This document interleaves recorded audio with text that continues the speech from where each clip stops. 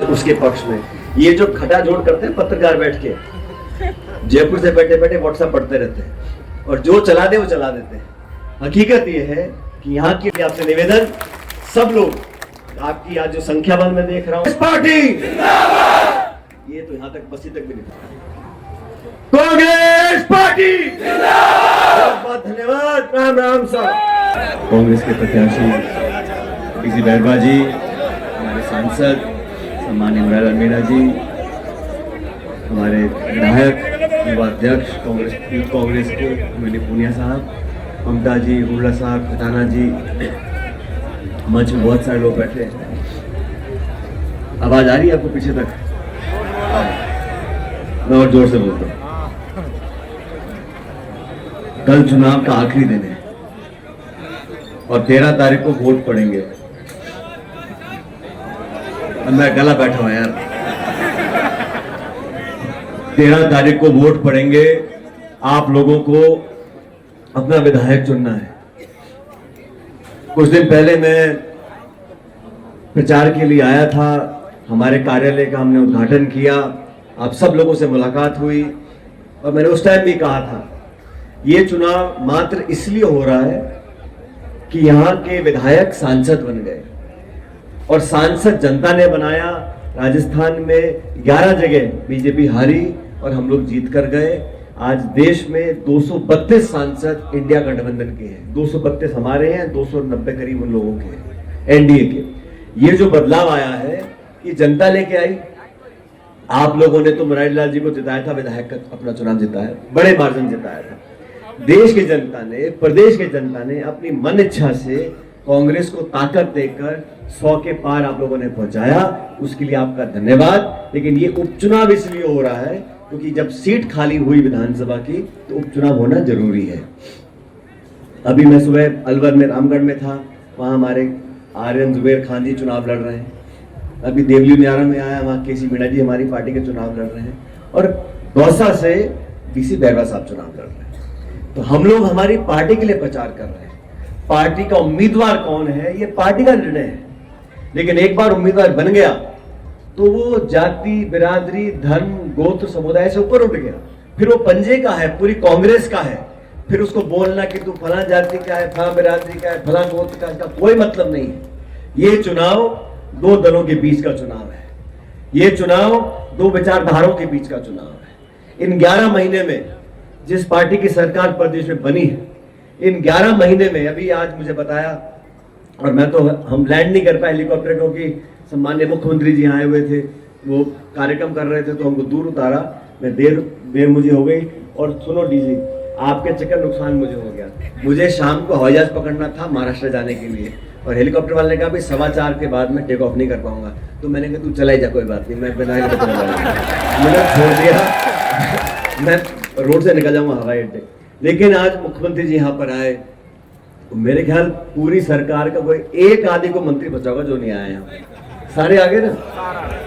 आप लोग धन्य हो जो शुरू में कहते थे कि हमारा डीसी बैरवा कमजोर कैंडिडेट है, आज पूरी सरकार को यहाँ के आगे डेरा डालना पड़ गया।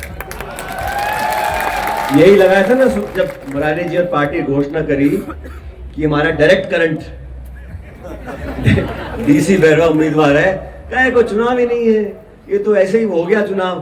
तो भाई काहे गली गली डोल रहे हो? फिर अगर चुनाव इतना कमजोर था, उम्मीदवार इतना कमजोर है, हमारी पार्टी इतनी कमजोर है, तो तेल पानी लेके क्यों पूरे बाजार में मुख्यमंत्री, उप मुख्यमंत्री, संतरी, तंत्री, मंत्री सब बटन डोल रहे फिर रहे? क्यों? उनको पता है कि 11 महीने में जो वादे करके हम सरकार बनाए थे उनमें से कौन सा वादा पूरा किया। यहाँ बहुत से मेरे नौजवान साथी खड़े हैं, घोषणा हुई बजट की और फलाना भाषण, आप में से किसी एक व्यक्ति को नौकरी मिली है पिछले 11 महीने में? एक को भी, एक बच्चा खड़ा है बता दे मेरे को। और मैंने पहले भी कहा था खाद के, डीएपी के क्या हाल है। अब किसान फसल में काम करना चाह रहा है, पुलिस के पहरे में तो यहाँ खाद डीएपी बट रहा है, कालाबाजारी हो रही है, किसान परेशान हो रहा है। आपने वादे किए थे, ठीक है, हार जीत होती रहती है। सरकार जब भाजपा की बन गई, ऐसा आपने 11 महीने में क्या किया है जिसके दम पे आप वोट मांग रहे हो अपने पक्ष में? और आपने अगर इतना अच्छा काम किया था, आपने साल भर में जनता का मन जीत लिया था, तो फिर झोली फैलाए क्यों भटकते फिर रहे हैं पूरे प्रदेश के अंदर, पूरे जिले के अंदर? अगर इतना बढ़िया काम किया था तो जनता अपने आप वोट डालेगी आपको। काम तो बोलता है ना। ये मनोहरपुर से दौसा की जो हाईवे है ये अपने आप बनी है क्या? ये 60 किलोमीटर की स्वर्गीय पार्टी साहब ने बनाई थी रोड, आज जुड़ गया हमारे जयपुर से। मोरी नदी पुलिया बनी है। जो काम है अपने आप बोलते हैं। आप घोषणा करते रहो ईआरसीपी करवाएंगे कराएंगे। अरे भाई आप सरकार में रह लिए, 11 महीने आपको हो गए, वो एमओयू दिखा दो मेरे को जो आपने बनाया है मध्य प्रदेश की सरकार के साथ। किसी को नहीं पता साथियों वो एमओयू में लिखा क्या है। जब समझौते की कॉपी किसी के पास नहीं है, आप ताली बटवाते फिर रहे हो। हमारा हक मध्य प्रदेश को देके आ गए हो और यहाँ के वोट मांग रहे हो। मैं चैलेंज करता हूं सरकार को, अभी भी समय है चुनाव का, 2 दिन बाद वोट पड़ेंगे। आप ईआरसीपी का समझौता हुआ, उसका जो एमओयू है उसको छपाओ अखबार के अंदर, जनता को पता पड़े आपने कितना पानी अपने रखा है, कितना आपने दे दिया। तो काम करने के लिए ताकत भी चाहिए होती है, सिर्फ अफसरशाही से चाय नहीं चलता। अफसरशाही और बाबू अगर सारा काम कर दें तो जरूरत क्या नेताओं की? अगर सारे अधिकारी सारी बात जानते हैं, जनता संवाद उनका होता है, तो क्या जरूरत है एमएलएमपी बनाने की? इस सरकार में अफसर हावी है, इस सरकार में सत्ता के बड़े केंद्र हैं। कोई किसी को ब्लैकमेल कर रहा है, कोई किसी को धमकी दे रहा है, कोई वक्तव्य दे रहा है, कोई भाषण दे रहा है, संगठन कुछ बोल रहा है, सरकार कुछ बोल रही है। इसलिए मैं कहता हूं 11 महीने की सरकार का काम देख लो और दोनों पार्टियों को आप देखो। आज राहुल गांधी जी पूरे देश में घूम रहे हैं। मुझे मौका मिला, मैं झारखंड, महाराष्ट्र, मध्य प्रदेश, छत्तीसगढ़, कल मैं केरला में था जहां से प्रियंका गांधी चुनाव लड़ रही है। मैं वायनाड गया था प्रचार करने के लिए। वहां के कार्यकर्ताओं ने मुझे कहा कि सचिन पायलट जी यहाँ के चुनाव में हमारी एक ही चुनौती है। मैंने कहा क्या? कहते हैं जो जीत का मार्जिन है प्रियंका जी का वो 5 लाख से पार जाएगा कि नहीं जाएगा। 5 लाख से प्रियंका गांधी चुनाव जीत रही है पूरे देश में। झारखंड में, महाराष्ट्र में इंडिया गठबंधन की सरकार बनने जा रही है। यहाँ आज दौसा में कल आखिरी दिन प्रचार का है। मुरारी जी बोल रहे थे, प्रताप सिंह खाचरेवाल जी जो जयपुर से आए और हमेशा की तरह अपना दमदार भाषण दिया। हम सब आपसे कहना चाहते हैं जिन मुद्दों को लेकर बीजेपी कांग्रेस आमने सामने है बड़े स्पष्ट है, और जो लोग ये बोलते हैं कि संविधान से खिलवाड़ नहीं किया, मैं उन लोगों को बताना चाहता हूं संविधान से खिलवाड़ आप कर नहीं पाए। आपके 400 पार हुए नहीं, इसलिए आप नहीं कर पाए। इस संविधान की बदौलत जहां पर आरक्षण दे रखा है एससी एसटी को, गरीबों को, पिछड़ों को, उसके साथ आप छेड़छाड़ करना चाहते थे। आप 400 पार क्यों चाहते थे? जब 272 में सरकार बन जाती है आपको 400 सांसद चाहिए क्यों थे? वो तो धन्य हो देश की जनता का कि ये बहुमत मिला नहीं। मिल जाता तो इनका 7वें आसमान पहुंच जाता। और मना जो करते, मुख्यमंत्री को जेल में डाल रहे हैं, इनकम टैक्स, ईडी, सीबीआई, मर्जी किसी पर छोड़ रहे हो, बदनाम लोगों को कर रहे हो, चरित्र हनन लोगों का कर रहे हो। बड़ी मछली पकड़ेंगे। 11 महीने हो गए, कौन सा मगरमच्छ पकड़ लिया? पेपर लीक के बारे में बोलते थे, 11 महीने हो गए। अरे हम बोलते थे सरकार किसी की भी हो मजबूती से बात रखना चाहिए। नौजवानों का अगर भविष्य खराब होगा तो खुल के बोलना चाहिए। मैं बोलता था, बाकी लोग बोलते थे। आज नहीं बोल रहे, आज नहीं बोल रहे। अब तो सत्ता का समर्थन चाहिए, ट्रांसफर पोस्टिंग चाहिए, पुलिस प्रशासन चाहिए, सरकार का दबाव चाहिए चुनाव जीतने के लिए। लेकिन ये चुनाव निष्पक्ष होना चाहिए। आप मन से सोच के देखो कौन से दल, कौन से लोग, कौन से नेता, कौन सी पार्टी, कौन सा विचारधारा हमारे भविष्य से बंधी हुई है। सभी को साथ लेकर चलना पड़ेगा। और चुनाव, जैसे मैंने पहले कहा, ये तो समाज का चुनाव नहीं है। 2 पार्टियां चुनाव लड़ रही हैं भाई, 2 पार्टियां चुनाव लड़ रही हैं और आपको चुनना पड़ेगा। तो मैं आपसे आज वोट मांगने के लिए आया हूं कांग्रेस पार्टी के लिए।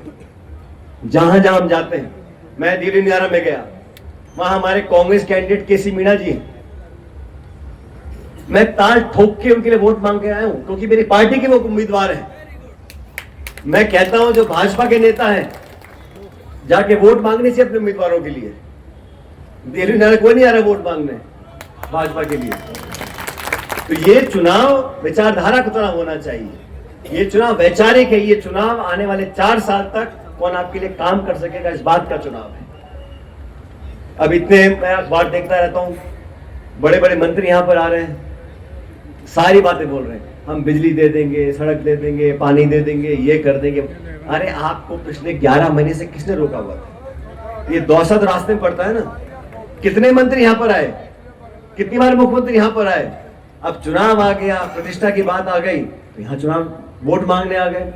काम करके लोगों का मन जीत के आप वोट मांगो, कोई दिक्कत नहीं है। लेकिन ये चुनाव, जैसा मुरारीलाल जी कह रहे थे, ये चुनाव आप लोगों का चुनाव है। और ये व्यक्ति, जैसे मैंने पहले कहा, स्वर्गीय किशन लाल जी, मुझे एक पत्रकार ने पूछा कि डीसी बैरवा जी आपके पुराने कार्यकर्ता हैं, आपके साथ काम करते थे। मैंने कहा जी नहीं, इनके स्वर्गीय पिताजी कांग्रेस के पुराने कार्यकर्ता थे, मैं उनके साथ काम करता था। बैरवा साहब जब, और मैंने कहा, मैंने किशन जी बहुत कड़क आदमी है, फिर भी नरम है। बैरवा जी तो बहुत कड़क थे, आप में पुराने लोग जानते होंगे उनको।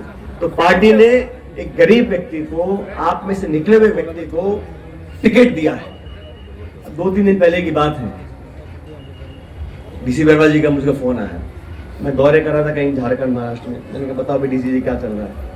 तो सब ठीक चल रहा है साहब, लेकिन इस सरकार ने यहाँ पूरे घोड़े खोल दिए और पूरा यहाँ पैसा बट रहा है और सब कुछ हो रहा है, धन बल है, ये है वो है। तो मैंने कहा हर चुनाव में करते हैं। तो उनको मैं फोन पे सुन रहा था, मन में वो कमजोरी दिखी कि साहब मेरे पास इतना पैसा है नहीं। मैंने कहा डीसी जी को, मैंने कहा अगर पैसे और दम के हिसाब पे सब चुनाव जीत जाएंगे तो इस देश में लोकतंत्र खत्म हो जाएगा। लोकतंत्र तब जिंदा है जब आदमी की भावना में चुनाव को जीता जाए। मैंने कहा चिंता मत करो, आपका 1 रुपया उनके 1000 रुपए के बराबर है। आप पैसे मत खर्च करो, अपना टाइम दो और जनता को जिता कर भेजेगी। मुझे पूरा विश्वास है 13 तारीख को जब मतदान होगा, आप लोग सोच समझ के और आपका जो मन कहे। और देखो, मैं तो हमेशा राजनीति में कड़वी बात बोलता नहीं, मैं सबका मान सम्मान करता हूँ, लेकिन चुनाव चुनाव है, हमें अपनी पार्टी को जिताना है। और मैं बार बार कह रहा हूँ, 4 साल बाद तो राज कांग्रेस पार्टी का बनना तय है, तो रोक नहीं सकता। और 4 साल के बाद का राज लाना है तो एडवांस बुकिंग 13 तारीख को करा लीजिए। और हो सकता है 2026 में चर्चा लोग करते कि परिसीमन होगा, कौन सी सीट कहां जाएगी, क्या होगा भगवान मालिक है, पता नहीं क्या होगा, कौन सी आरक्षित होगी, कौन सी नहीं होगी, कौन कहां से लड़ेगा, बात की बात है। आज जो चुनाव हो रहा है ये कांग्रेस भाजपा का चुनाव है और हर जगह हमारी पार्टी मजबूती से चुनाव लड़ रही है। लेकिन मैं हर बार कहता हूं, अगर सबसे बड़ा जीत का कहीं अंतर हो तो दौसा में होना चाहिए। कांग्रेस का गढ़ रहा है। मैं आप सब लोगों से कहना चाहता हूँ, सबकी सुनो। बड़े बड़े मंत्री भी यहाँ पर आए होंगे प्रचार करने के लिए, किसी को छोटा मोटा काम पड़ता होगा ट्रांसफर पोस्टिंग का, वो भी करा लेना। लेकिन जो वोट है वो वोट हाथ पे डलनी है। 13 तारीख को 1 दिन का समय बचा है और जैसा सांसद महोदय बोल रहे थे, अपने अपने बूथ को हम लोग संभाल लें और सरकार के दबाव को भी झेलना है, प्रशासन भी है, पुलिस भी है, सब तरह का। और मैंने बहुत चुनाव देखे, इसलिए आप लोगों को सतर्क रहते हुए जज्बात में बहना नहीं, बहकना नहीं, डरना नहीं, जो मन कहे उस बात को करना है। 13 तारीख को ये अंतिम मीटिंग हम कर रहे हैं, कल को सब तैयारी करेंगे, 13 को वोट पड़ेंगे। मुझे बहुत जगह मैं गया हूँ प्रचार करने के लिए, लेकिन आपके बीच में आकर हमेशा मुझे विश्वास होता है कि पिछली बार मीटिंग करी थी मुरारीलाल जी यहाँ पर, आपका बेड़ा लंबा पार हो गया था उस टाइम। अब आपने मन से बोलकर, मैं और मुरारी जी, ममता जी, हम सब चाहते हैं डीसी बैरवा जी यहाँ से विधायक बनकर जाएं, क्योंकि जो सीट खाली करी है मुरारीलाल मीणा जी ने, वो 7 मीणा जी की जगह बैरवा जी बैठे। मैं डीसी बैरवा दोनों जाकर आपकी वकालत करेंगे जयपुर में, आपको विश्वास दिलाता हूँ। मेरा उसके पक्ष में ये जो खटा जोड़ करते हैं पत्रकार बैठ के, जयपुर से बैठे बैठे व्हाट्सएप पढ़ते रहते हैं और जो चला दे वो चला देते हैं।